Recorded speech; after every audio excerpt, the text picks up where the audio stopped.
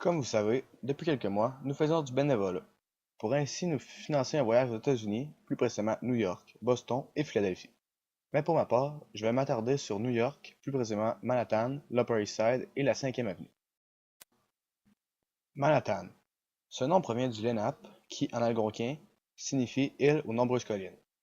Cette île a une superficie de 87 km², apparaît pour la première fois en 1609 dans le journal de bord de Robert Juet. Mais ce n'est que le 24 mai 1626 que celle-ci fut acquise par Pierre Minuit pour quelques articles de verroterie et autres colifichets, d'une valeur de 60 florins qui valait environ 24 $ à l'époque. Plusieurs guerres et traités ont fait en sorte que l'île s'est fait céder plusieurs reprises, dont le traité de Breda de 1667 qui mettait fin à la deuxième guerre anglo-néerlandaise qui la cédait aux Anglais. C'est de même pour cette troisième guerre anglo-néerlandaise qui céda la ville aux Hollandais en 1673. Aujourd'hui, Manhattan est l'un des 5 arrondissements de la ville de New York. Cet arrondissement est le plus touristique de la Big Apple, en partie Times Square. Elle est aussi le cœur économique et financier de la ville de New York, ce qui fait d'elle la partie la plus riche. Cette partie de la ville comporte plusieurs sièges sociaux d'entreprises. Elle est également le centre culturel de New York. On y retrouve aussi plusieurs gratte-ciels, dont l'Empire State Building. L'Upper East Side, qui est situé dans l'Upper Manhattan, partie nord de l'arrondissement de Manhattan, entre Central Park et l'East River. Celle-ci est surnommée le district des bas de soie. La population qui s'y retrouve sont parmi les gens les plus aisés et le prix de l'immobilier se situe parmi les plus élevés des États-Unis, car on ne retrouve pas d'usines désaffectées, mais seulement de grosses demeures. L'Upper East Side est réputé pour ses habitants célèbres comme Spike Lee et Madonna.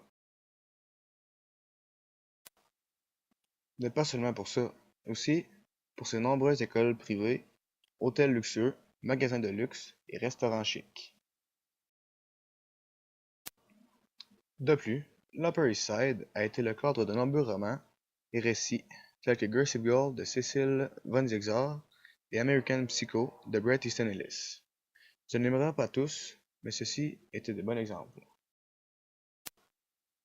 Savez-vous quel axe majeur de la ville délimite les côtés est et ouest de l'arrondissement? Moi oui, c'est la 5e avenue. Elle débute au Washington Square Park, dans le sud de Manhattan, s'étend dans l'ensemble du Midtown, puis vers le long de Central Park, jusqu'à l'Upper East Side, puis Harlem, où elle s'achève au niveau de l'Harlem River. Ce n'est qu'en 1840 que la 5e avenue a accueilli sa première famille. Ce fut la famille Rhinelander, qui s'est installée au numéro 40 de l'avenue. Cette famille a inauguré la construction de grandes demeures bourgeoises de style néo-gothique le long de la voie. Les nombreuses demeures de familles bourgeoises n'est pas tout ce qu'on peut retrouver sur la 5e avenue. En effet, sur celle-ci on peut retrouver la statue du duc Ellington à l'angle de 110e rue. Elle est également le théâtre de nombreuses parades qui ont eu lieu à diverses dates de l'année. De plus, sur cette avenue, nous pouvons retrouver les plus belles demeures de Manhattan. Ces demeures sont considérées ainsi grâce à leur emplacement. Elles sont situées dans les 800 et dans les 900 Fifth Avenue, qui sont tous dans le même emplacement, sauf celle dans le 800 qui est située légèrement plus bas. En bref, l'Upper East Side et la 5e avenue sont tous deux situés à Manhattan, qui est un des 5 arrondissements de la ville de New York aux États-Unis. Dans cet endroit, nous pouvons y retrouver les personnes les plus aisées des États-Unis, ainsi que de nombreux grands édifices qui sont parmi les plus coûteux de la Big Apple. Comme le dit un proverbe anglais, ce que l'argent a défait, l'argent le refait.